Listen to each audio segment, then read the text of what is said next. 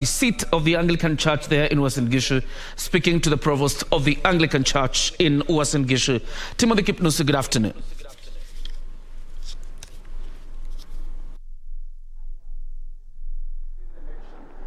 Looking into the outcome of that election. Yeah, I would like to tell our members, those who are below the vote, that let the will of God be done. 1 2 1 2. Their support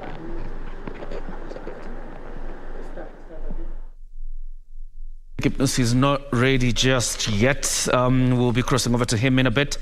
But let's focus on other news making headlines this afternoon. Security organs in Machakos County have ordered the closure of all bars in the area to ensure voters are sober as they cast their vote come Tuesday. The River Deputy County Commissioner Charles Wambogo says all bars will be closed from 6 a.m. on Tuesday until Wednesday, 10th. With security officers urged to ensure adherence to the directive. Mavoko Assistant County Commissioner Abdi Mohammed revealed that they have enough officers who will be deployed in all polling stations in order to beef up security on the day of elections. We are going to close bars.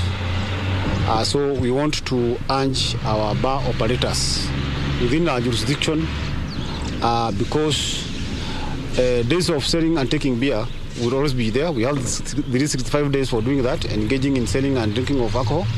But we only have 1 day in 5 years to exercise our fundamental voting right. So we have agreed that on Tuesday, all bars in the river will close at 6 a.m. and 6 a.m. and on Monday, and we have agreed with all our stakeholders.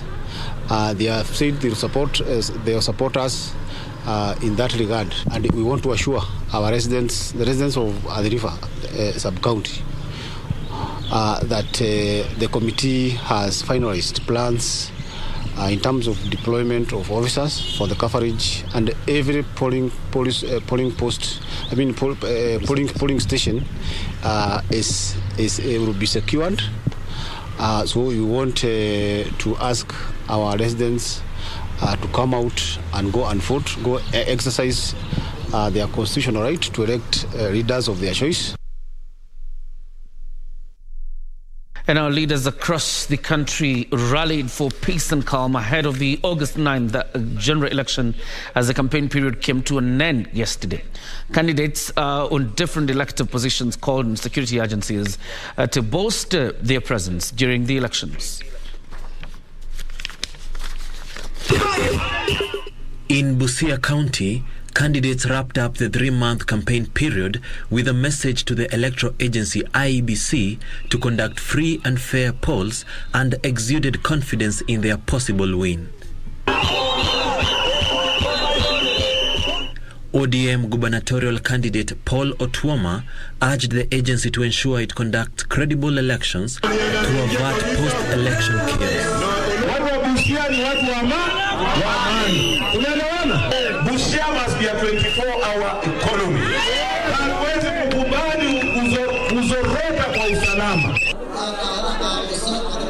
In Mandera County, the Jubilee senatorial aspirant Ibrahim Chulu made the last call to voters, asking them to be each other's brother's keeper. Tushauza sera zetu, tushajisema vizuri sana. Tunataka kuhakikisha kwamba kila kitu kitakuwa sawa sawa.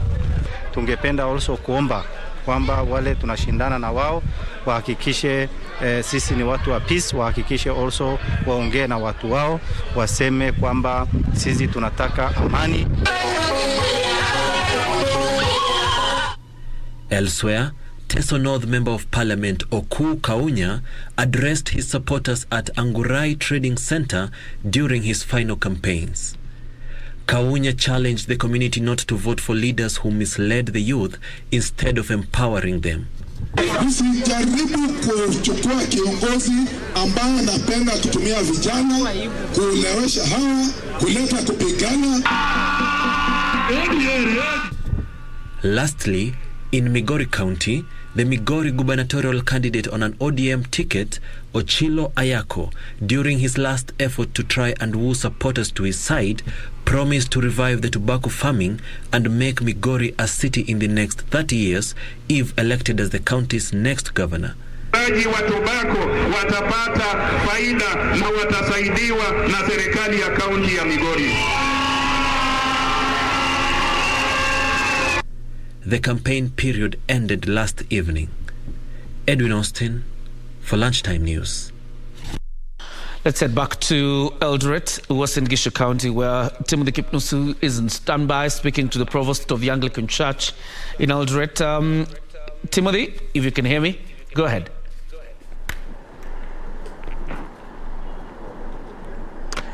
A very good afternoon to you, Jacob Kioria, back there at the broadcasting house in Nairobi. Yes, indeed, I'm still coming live from Uasin Gishu County. Been pitching camp since Friday to paint a picture of the election mood one day to the election. Remember, this is the home of champions and, of course, also the home of the Kenya Kwanza flag bearer, William Samoei Arap Ruto. And today being on a Sunday and yesterday being the last day for politicians to woo voters ahead of the August 9th poll.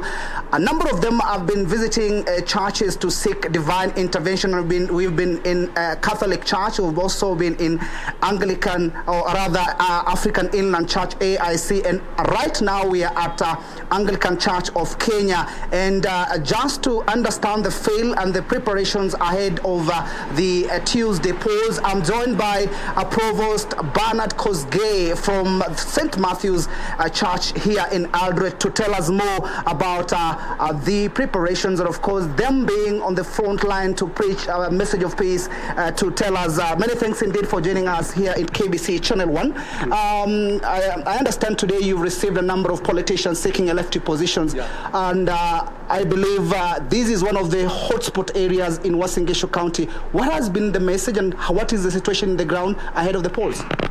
Yeah, I think what we are seeing is that we have a lot of peace here in Eldoret. Today we had a lot of members coming here to be with us in the service. But what we are sensing on the ground is that there's a lot of peace.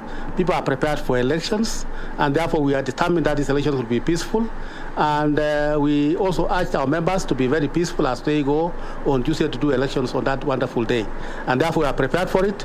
As a county, we are ready. And as a church, we are praying for this nation. And therefore we are determined everything will be in order. And we are praying for the IBC to be neutral, so that we are able to get the right leaders for this country. And whoever becomes the leader, we support as a church, and we are praying for this nation, so that we are able to get the right leadership for this country.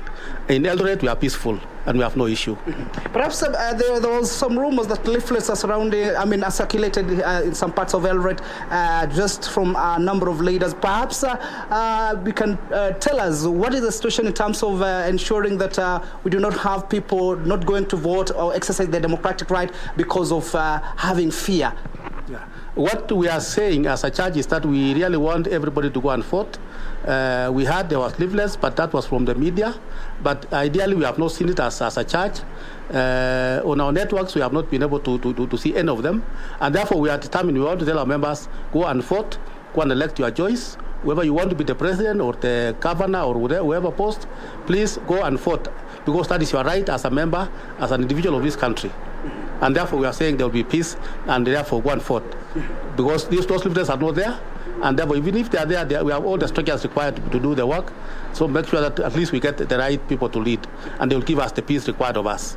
Where you stand as a man of God, what is your message to politicians who will lose in this year's election, of course, because we have seen before that a number of them, maybe they can try and influence some their voter or the supporters just to go to perhaps give another dispute in a different way, which is not required by the law.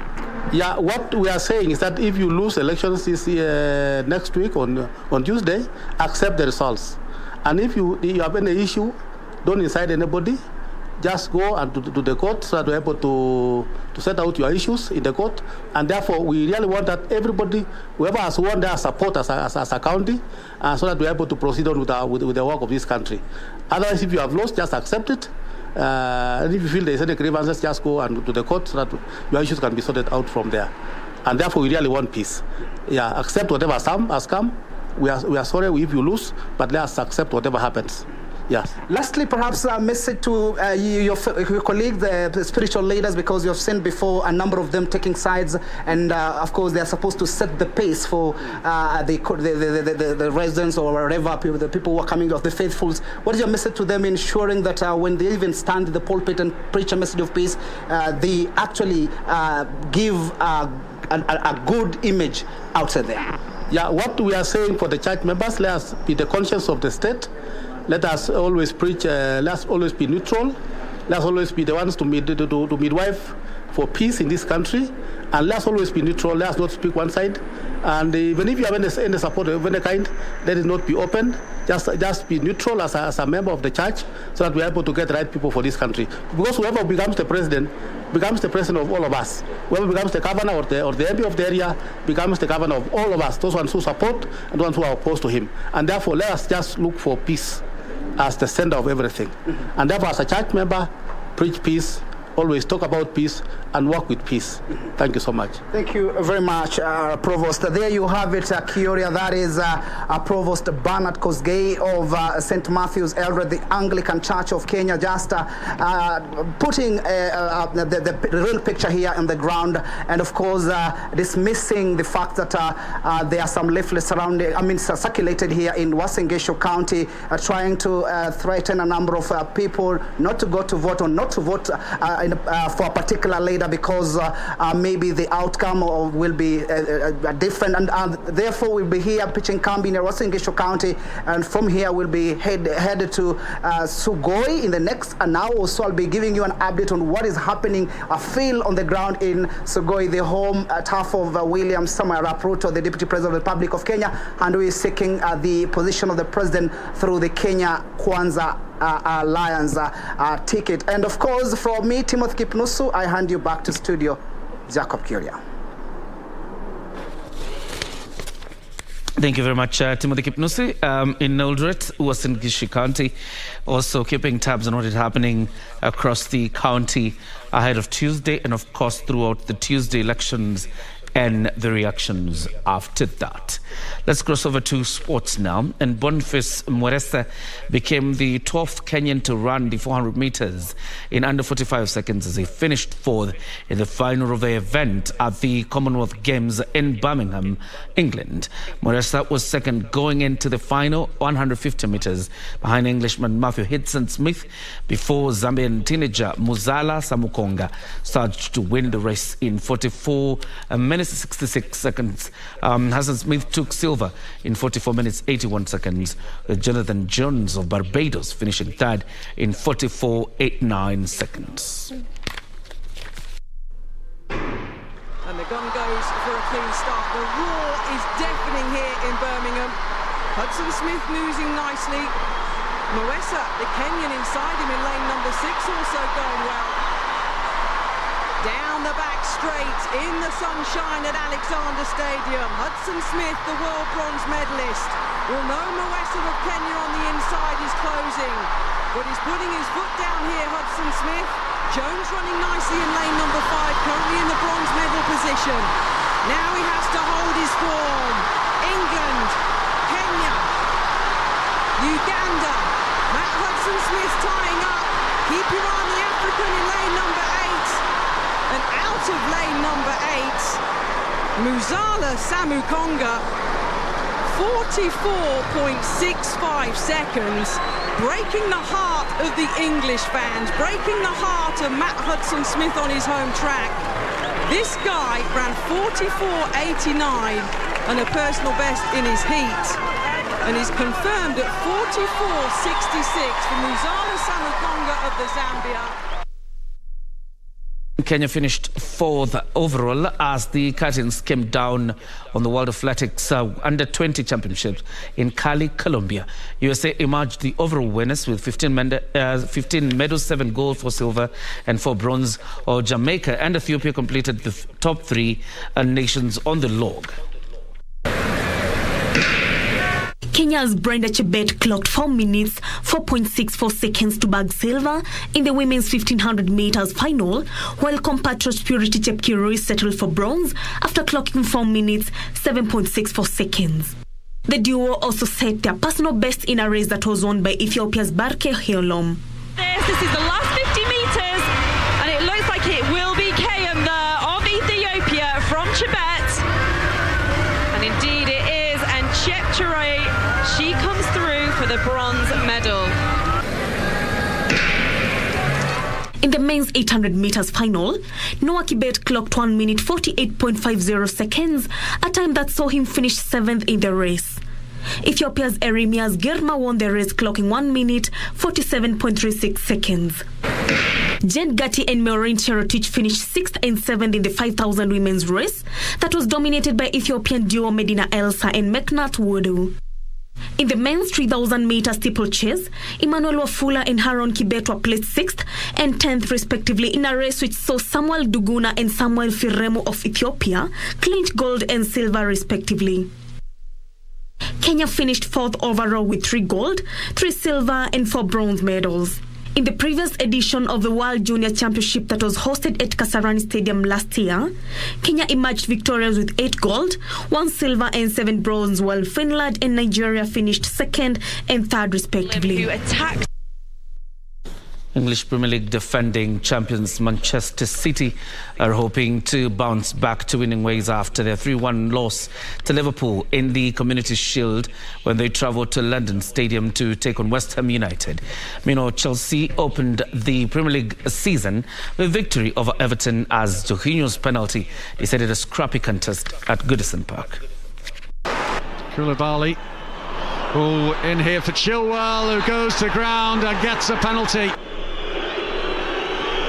Up steps Jorginho and places it into the corner. Kulusevski's free on the other side, but Emerson Royale's made himself available. Oh, and it's turned in for an own goal. Kulusevski, yes! Dejan Kulusevski gets his first goal in North London, and he deserves it. Elsewhere, Fabian Schär won a goal and Callum Wilson's deft finish broke newly promoted Nottingham Forest's stubborn resistance as Newcastle opened their Premier League campaign with a deserved 2-0 victory at St James Park. Today, 3 matches will be on card. Leicester City will take on Brentford, Manchester United will face Brighton, while Manchester City will be away at West Ham United.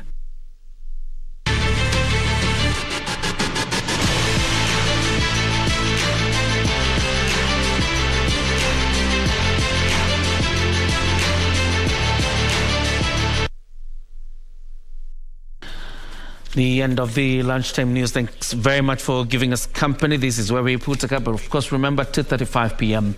we go back live to Birmingham when we bring you the 4x1 final. Men's, the quartet of Dan Kiviazi, Samuel Imeta, Mike Mukamba and Ferdinand Manyala run against athletes from St. Lucia, Singapore, England, Trinidad and Tobago, Nigeria, Guyana and the Gambia. And obviously after that race, you will have Team Bab Kubwa, Manzango Kamchemenza, na Harith Salim. But for now, it's a good afternoon to you. See you later.